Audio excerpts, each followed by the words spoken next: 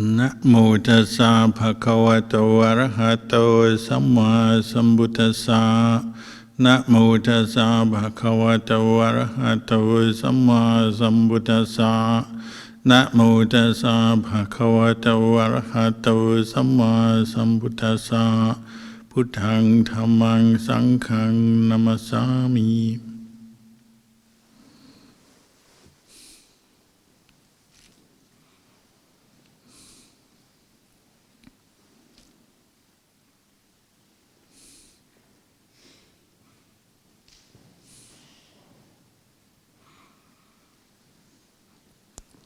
Recently,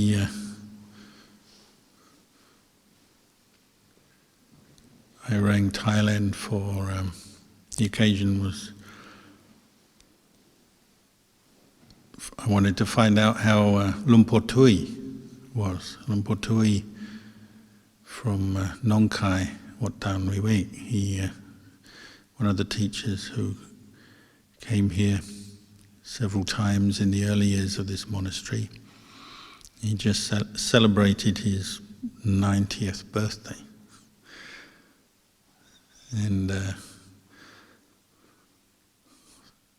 far as I know, he's still reasonably healthy and mobile for his age. Actually, they told me he had just stopped going on alms round, Bindabata, because his arm hurt carrying his bowl. He has a heavy iron bowl, and he no longer can go Bindabata into the local village, which is like 1 kilometer there, 1 kilometer back, and maybe another few hundred meters around the village. So he goes alms round to the kitchen in the monastery.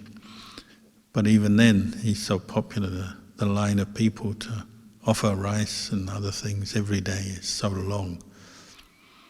He gradually his arm was wearing out and was getting too painful to keep walking, so he just stopped recently on the occasion of his 90th year.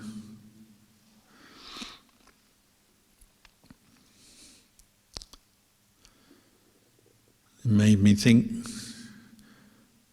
about what makes, or one thing, what keeps a monk in the robes their whole life. Obviously he's 90 years old. Don't know how long he'll last, hopefully many more years, but what gets a monk to 90 years in the robes? Probably he would say one thing is endurance, patience, endurance. Because when he used to come here, that was a teaching he would give us all the time. So you have to be patient with your kilesa, your mental defilements, patient with the conditions. The life of a monk is simple, and you don't have a lot of extra comforts and distractions. Training the mind is hard, so you need to be patient with that. Where does patience come from? Well, it tends to come from faith, commitment to the practice, to the Buddha. As we just chanted, you're having firm faith in the Buddha and his enlightenment, or the Tathagata and his enlightenment. The firmer your faith, the stronger your commitment to the practice, the more patience and endurance you'll have to be willing to train yourself. The bhikkhu life, the monk's life, or the monastic life, whether you're male or female, it's not just a holiday. And sometimes one can be more relaxed than others, but there's no way around it. If you want to last a lifetime in the robes, you have to commit to the practice and be patient with whatever comes up. And that depends on your karma. Everyone is different because they have different karma, different past, different strengths and skills and knowledge and different weaknesses and problems that they face because their karma is different. That's what divides the people of the world. It's karma. We're not all exactly the same. We're all we're all the same, that we all are subject to karma, the law of karma. But our individual karma varies, good and bad. Causes and conditions from the past will differ between people.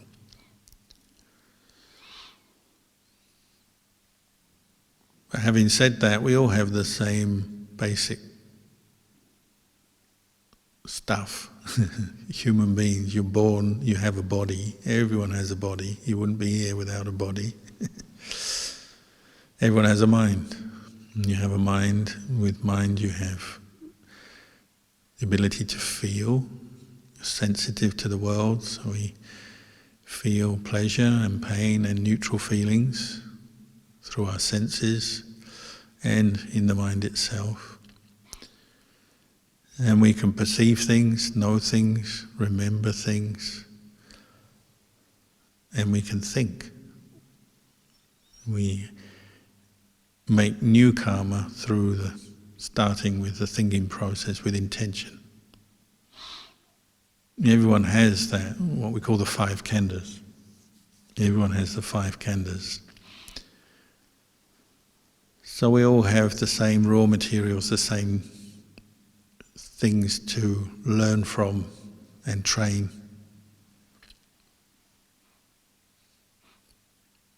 But I once talked to Lumpur Tui about what is it that leads a practitioner to success in the practice, and he said, well, they don't stop. They practice. They use the same things that every other person uses, the body and the mind, and the same teachings, and they put forth effort to train themselves, to abandon kilesa, cultivate the path, but they don't give up, even in the face of problems, pain, difficulty, attachments. They don't give up. Obviously some people do give up. You're just sitting meditation for a while, you might give up and want to do something else. It's difficult sometimes. But even more so, the ones who don't give up the monastic training, well, they last. They die in the robes. Ajahn Chah also talked about that.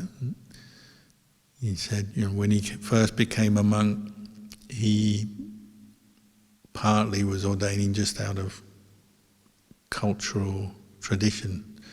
It's the custom of young men in northeast Thailand to ordain. To make merit for the family, for his parents, grandparents, and to learn about life, how to improve and be a good person, you might say. But probably had a lot of other inherent good qualities, which as soon as he's in the robes, came out. So he was in a monastery, you wouldn't call it a forest monastery when he began. He was in what we call a study monastery, and his main activity was studying the suttas, the Vinaya, the Buddhist texts, and then performing rituals, blessings, funerals, and so on. But from that he learned a lot, and he was very energetic and enthusiastic in his study, so he quickly became a teacher to the other monks who had slightly less knowledge than him, were newer than him. But eventually he realized he needed to practice, not just read and remember the teachings, but actually go out and practice. So that led him off into the forest for maybe almost 10 years, wandering around the jungles, the forests of Thailand, facing all kinds of dangers and difficulties. And it was during that period that he said he gained this kind of unshakable commitment to the practice and the faith in the Buddha, the Dhamma, the Sangha, and also his faith in himself, which is another aspect of faith. You have to have self-confidence to some extent if you're going to practice, because you have to believe you can. There was a man today who said, the practice is so hard, it's like you've lost the battle before you've even started. Because he was a family man, he has a wife, children, a job. He said he's kind of feeling like giving up the Dhamma practice before he's even started. There's just too many obstacles in the way, too much to deal with. The lay life is full of complications and attachments and difficulties. But that's not really the case, is it? It's not a lost battle before you've even started.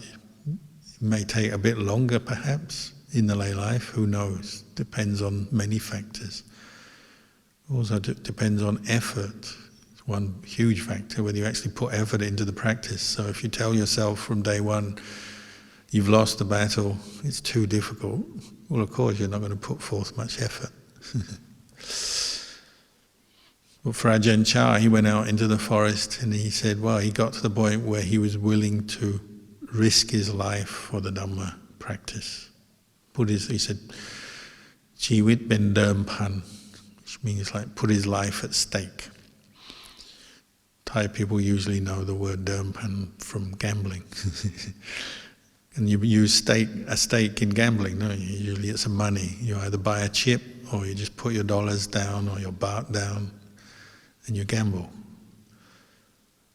But that's obviously only for very minor gains, or you might even say for no gain at all, just loss. The Buddha called it gambling, abhayamuk, is the way to ruin. Luang Por Chah did a different kind of gamble. He was willing to put his life at stake for the practice. So he went out into the jungle where he was exposed to a lot of disease, like malaria and dengue fever and dysentery and all typhoid, all kinds of diseases that were regular at that time, and no medicine, no access to medical help. Then, of course, tigers and elephants and snakes and other dangerous creatures, and just the general lack of support for forest monks in those days meant, something very simple like food was not guaranteed. Just to get the basics of life, like a bowl and robes for an alms mendicant, for a monk, were not guaranteed. So endless problems, but he used it all as training, and he was willing to face whatever problems came up. He was willing to even risk his life, he said. So, and he did get ill. He got, as we know, he got malaria several times, and life-threatening malaria. He almost died from it. He did encounter tigers and snakes. He did go without food and medicines. He faced many encounters, wild dogs as well. So he didn't turn back, he didn't give up his practice, and he wasn't going to stop practicing simply because of these obstacles. He really wanted to learn. He said, I wanted to learn what the Buddha taught.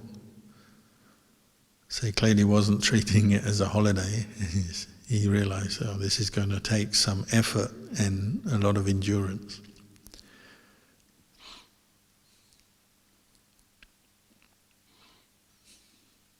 And Luang Por Tui had the same kind of qualities. And when I lived with him, he always said, I really like Ajahn Chah's teachings. Sometimes he'd listen to Ajahn Chah's talks every night because he found them to be very, I think the modern word might be authentic, real. Ajahn Chah was talking about training the mind and the difficulties, but also how to overcome the difficulties, which resonated with Luang Por Tui. So when he'd come here, he'd often quote Ajahn Chah or point to Ajahn Chah, because we're disciples, students of Ajahn Chah here. And you say, training the mind to overcome defilement is not easy. If you want the easy way, don't become a monk. If you want everything easy, well, just stay at home, relax. But you'll still be suffering, you just probably don't realize it when you go the easy way. But having said that, there's a subtlety to training and working with your mind and fighting kilesas. And you use different techniques, different methods. It's not like you always have to kind of push and push and push to the point where you're sort of hurt or injured or ill, or you batter yourself so much that you become psychologically damaged or something. There's a time for putting forth effort in an intense way, in a very direct way, and then sometimes your effort can be more relaxed, more of a lower intensity. But it just depends what you're dealing with, doesn't it? Sometimes mental defilements come up really strong lust, strong anger, strong fear. Sometimes it's just niggling, kind of small stuff, minor irritations, annoying things, small little attachments to sort of very minor things like the taste of food or some item of possession. Remember when I became a young monk, I was given, for my ordination, I was given a stainless steel cup, which was like, in those days, that was like a real treat. Prior to that, I'd had a plastic cup, which was like third or fourth hand from the kitchen in the monastery. It's all scratched and horrible, very cheap. Nowadays, you probably couldn't even buy it, it's so cheap. I had this plastic cup, and then that got lost. I think someone thought it was rubbish and threw it away. So I had to have bamboo. I had a piece of bamboo for my cup for a while because I was at Ajahn Chah's monastery, and they said that's what you do. If you don't have a cup, you just use a section of bamboo because it will hold water. You can't put a hot drink in there. All you can really have out of it is water. So they gave me a nice stainless steel cup for my ordination, which is what I was very happy with, because you could have hot drinks and other things, and then if you're staying somewhere where you can make a fire, or you have even a kerosene lantern which produces heat, you can put your stainless steel cup on it and warm water. You can't boil water, but you can warm water to have a cup of tea or something. So it was very versatile. So it's a much sought after product in those days from junior monks who had no source of, no income and no support. So I was very happy with my stainless steel cup. And then one day somebody picked it up and took it away. I guess by mistake, I don't know. Suddenly had no stainless steel cup.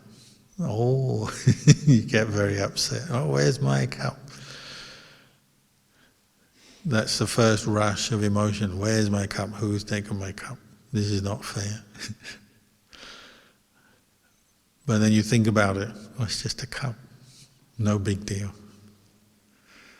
In the lay life, if you break a cup, lose a cup, do you even give it a second thought? It may be kind of irritating, inconvenient, but you just get another one. And probably in your kitchen you've got dozens of cups, so it's really not a big thing. But if you're a monk and all you've got a cup is one cup, well, if that goes, then it can become a big source of suffering. Where's my cup? Where's my cup? Luckily it was taken by mistake, I got it back. But it was a good opportunity just to see the simplest little thing can trouble your mind. Another way I thought about it was, if I'm going to get upset about losing my cup, how am I ever going to deal with much more deeply ingrained attachments than that? And the attachment to this very body, attachment to all kinds of views and opinions about things, attachment to pleasure of all kinds. There's many more important things, kilesas, that come up. So got to start somewhere, so I'm going to have to let go of this attachment to my cup. But that's often how you practice, how you develop your practice. You start with small things.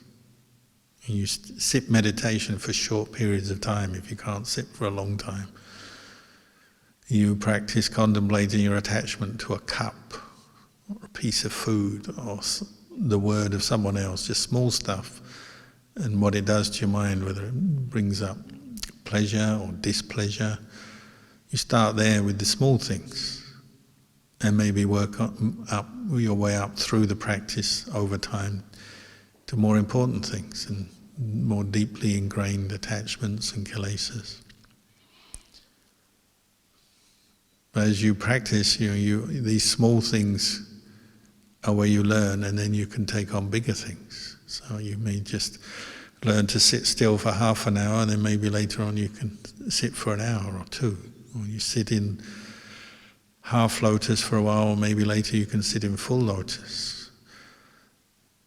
Or you can practice walking meditation for a while, and then later on you can increase. So like we used to start with just 1 hour sessions of walking meditation. And just learning to walk a complete 1 hour without giving up, without giving in to whatever mood you've got or whatever distraction comes up. You just practice walking back and forth, trying to improve your mindfulness, your patience. But then we'd make a leap. This is when I was a young monk, we'd make a leap and we'd say, okay, you can do it 1 hour, now you have to do 3 hours. I don't know why, nobody ever went for 2 hours, I don't know why. But anyway, we'd make a leap from 1 to 3 hours. So can you walk back and forth for 3 hours without stopping? If you want to rest, you stand. You can still stand, have a rest standing for a while. But in the jungle in Thailand, you stand, you just get bitten by mosquitoes.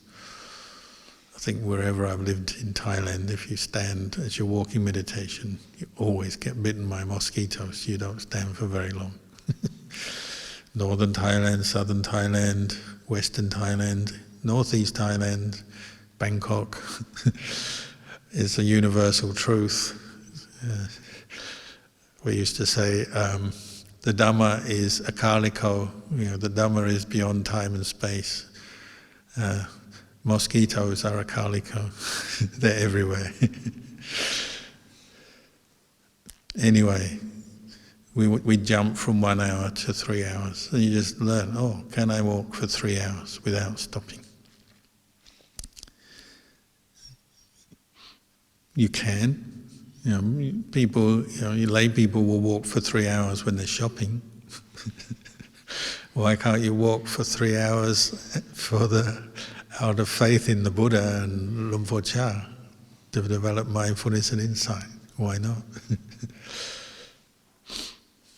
Whenever I was walking for 3 hours, I'd say, when I was a teenager, I go to these parties late at night, and I didn't have a car, so I'd go there maybe on a bus or train, or if I was lucky, someone gave me a lift. But then, when you go home, it's always after the last bus or after the last train. So what do? You have to walk, and sometimes I'd walk for 3 hours to get home. That's quite normal. So I was thinking, if I can walk home from a party for 3 hours, I can surely walk meditation for 3 hours. That was my reasoning. But you increase things, don't you? Increase effort, and with that your patience, your other good qualities start to come up, whether it's sitting, walking, the use of your requisites, staying in difficult places. Like, as soon as I became a novice monk, I started practicing staying in a grot, an umbrella with a mosquito net, and camping on the floor of the forest, just having a mat on the earth. You sweep away the leaves, mainly because you want to be able to see the ticks when they start walking towards you, or the leeches, but also so you can see the ants and the snakes, and they do come. If you've been staying on the floor of the forest anywhere in Thailand, almost certainly sooner or later a snake will come across your mat. Hopefully when you're moving around rather than when you're sitting there. But sometimes they don't choose. You're sitting there, or even worse, you're lying there and a snake comes by. You sit up and the snake gets startled, maybe rears up to threaten you, because all you did is sit up because the snake is there, and that's enough to get the snake worried. Or to wake up in the middle of the night with 1,000 ants on you. They call them mot ngam, beautiful ants. I don't know why, because they're not at all beautiful. You learn not to keep any kind of sweet drinks or sugary stuff with you, which you're allowed to have in the evening, your medicines, because if you do, the ants will come. And if you're in the forest, you just have one little piece of what they call palm sugar or cane sugar, nam oi nam tan. Sometimes people would offer you on alms round this tiny little piece of sugar. It's very tasty, and you can keep it and have it in the evening, like a sugar lump. But then, of course, it often doesn't last till the evening because the ants find it. And they'll come up and they'll keep coming in a line. And there's always more ants than you, thousands of them, and they bite.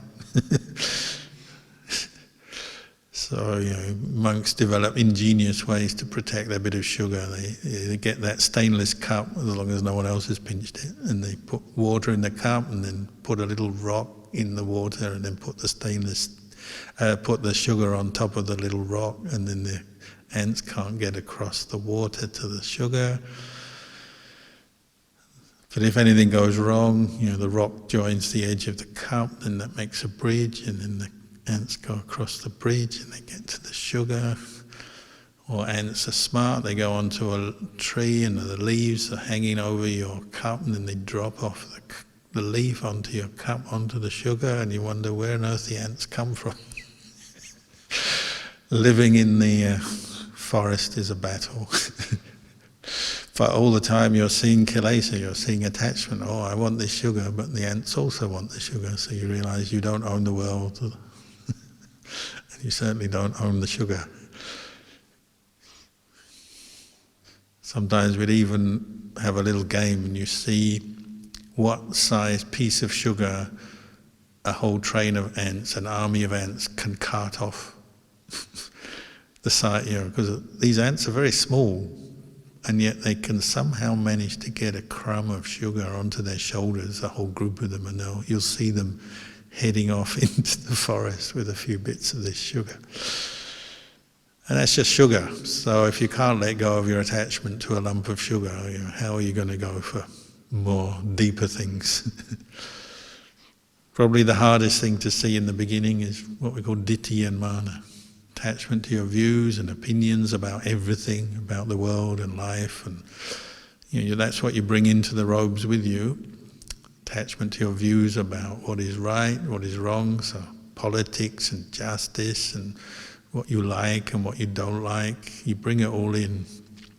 And the shorthand we use for that, we call it ditthi mana. Mana means conceit, sense of self. Ditthi means views. It's not necessarily that a view is a right view or a wrong view, it's more the attachment to it is a kind of blind attachment. You don't see how you attach. So if someone has a different view, you disagree.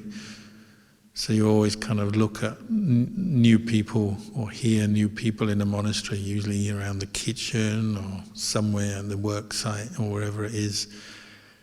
And if they're new, they haven't recognized some of their attachments, so they start arguing about things. My view on the Dhamma, my view on the world.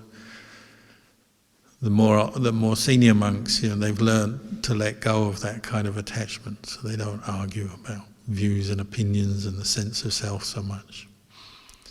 Nevertheless, you've always got another layer of views and opinions that you didn't realize you had, just waiting to bubble up and cause you anger, strong emotions. It happens. One of the ways around it, you have attachment to your views and opinions, so you go off and you study a lot, you read a lot. Maybe you can't meditate that well yet, but you read a lot. Get a lot of info about what the Buddha taught about this and that, and what the rules are for the monastics, and what the Buddha talked about. What is right samadhi and wrong samadhi, and what is permanent in this world, what is not permanent, and on it goes. You read it all up and you fill yourself with information. But then if you haven't recognized the attachment to views, well, you go away and you start arguing about the Dhamma. As a layman, you may argue about politics or fashion or whatever it is you argue. What is the best music or the best movie or whatever. As a monk, well, you move over to arguing about Dhamma and Vinaya. So monks will have these little conversations which sometimes are just friendly debates, friendly disagreements, or maybe later on become full-on passionate arguments about I'm right, you're wrong. Ajahn Chah was saying, it's ditthi mana. One of the Western monks once asked Ajahn Chah, what was the biggest obstacle for a new monk? The attachment to ditthi and mana. It's hard to see, hard to know, and hard to let go of. And it leads to disharmony in your own mind, and then disharmony in the group maybe when you argue. Sometimes when monks sort of learn to put that aside, their mindfulness improves, their awareness improves, they can put their attachment aside, which is good. They're more peaceful and they generally get on with the other members of the community better. But sometimes it flips and they think, I can see my attachment to all my views and this sense of self, now I'm putting it down. And then instead of being kind of humble and careful and mindful, they suddenly flip and they say, I must be enlightened. Trouble again. And so you get the monk, he's been a monk maybe 5 years and already he's enlightened. And everyone goes, what? Can it be true? 5 years practicing? I mean, some people do become enlightened after one Dhamma talk, in the time of the Buddha maybe. But I think nowadays quite rare. So 5 years, and there are at least a Sotapanna. Sounds good. I am a Sotapanna, but then that's another view, isn't it? I am a Sotapanna, and as soon as another monk comes along and says, no, you're not, arguments and problems again. When I was a young monk, they were always quoting this story from Lumpur Dun. He had one of his disciples was like this. He was not very peaceful. He ordained later in life. He's an older man, and he ordained, became a monk. He wasn't very peaceful in his meditation, so he'd read. He'd read and study the suttas, the texts, the commentaries, get all the knowledge so he could answer the questions. He could debate anyone. He was quite sharp, but his knowledge became more of like a weapon rather than a way to abandon defilements, see attachment, let go of attachment. It was more like a weapon to compete with other monks. So wherever he went, he became known as a troublemaker. He had all these views and opinions, and he'd always engage other monks in debate, even if they didn't want to. He'd just start picking arguments with them. So he always had to leave the monastery he was in. He'd go from one monastery to the next, and he got a reputation as a troublemaker. Lumpur Dun, who was his sort of main teacher, out of compassion tried to tolerate him and didn't criticize him or complain about him too much. He just tried to encourage him to be a bit cooler and not start so many arguments.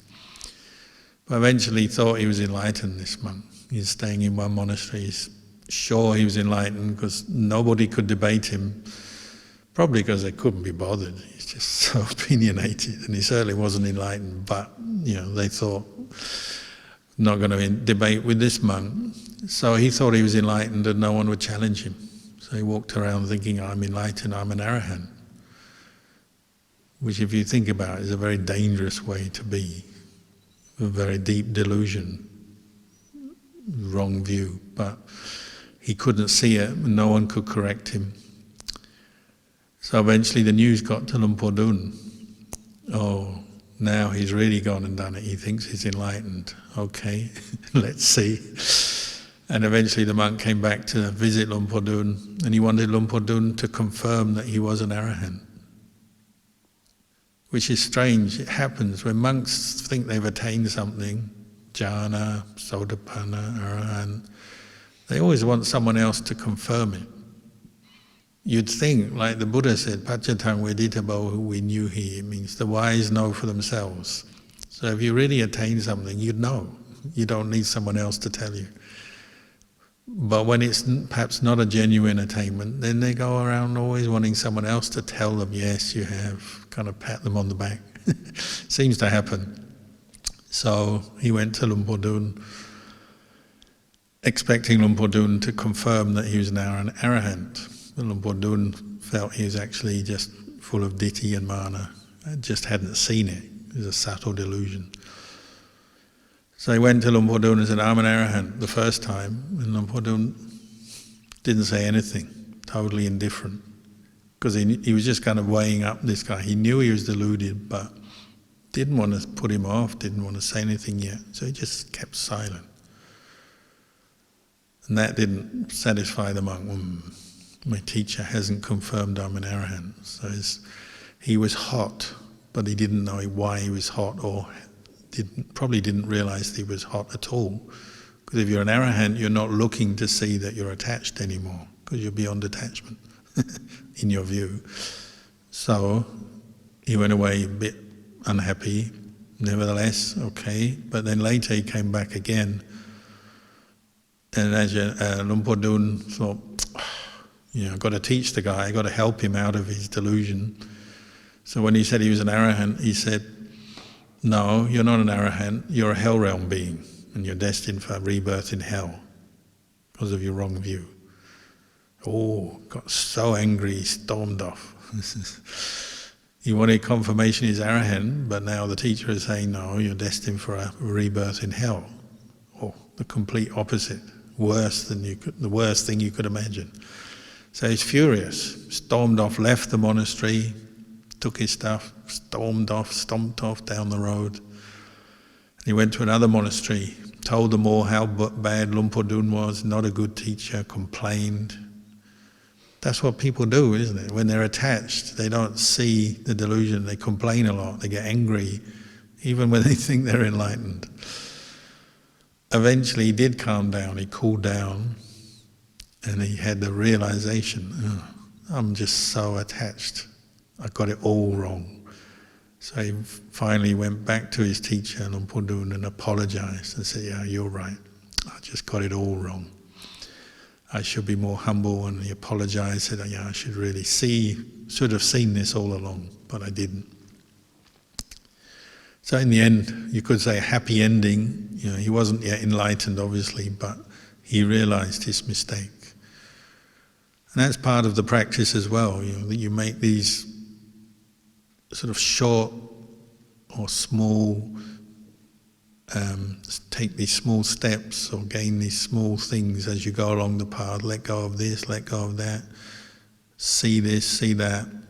Often it's just small steps, not big leaps and bounds, but those small steps lead on to bigger steps, and your level of patience improves, the level of awareness, self-awareness improves, and maybe you can root out much deeper held attachments over time. And Luang Por Dun, in that story, he said, there's one good thing that's come out of this. When he was talking to the monk, who now was very cool, calm, and able to listen to teaching, no longer all hot and stirred up, he said the one good thing out of this is now you know what it's like when you attach to a wrong view, when you think you're enlightened when you're not. Now you know what that's like. You can use that to your advantage, and you'll be able to see some other attachments when they come up. It's kind of like now you know the flavour of it, now you know how your mind works and how it goes wrong. And the monk was actually very satisfied with that. He said, yeah, that is a good point. And he was happy. So even this big delusion turned into something useful. That's how Dhamma practice is. If you're willing to be patient and work with things and look more deeply into your mind, you learn things, even from attachments and mistakes and suffering. It's teaching you something, isn't it?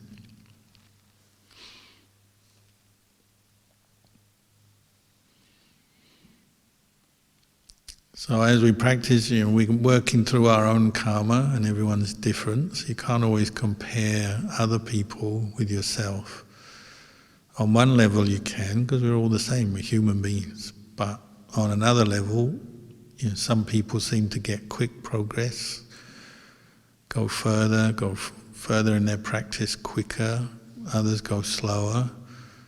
But in the end, that doesn't really matter. It's not like a race.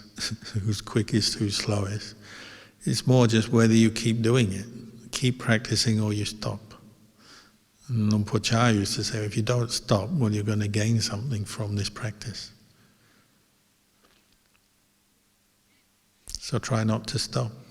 Simple as that. Just keep going. Develop more patience, more effort, and from that some of the wisdom and the peace will come. So I'll leave you with these reflections tonight.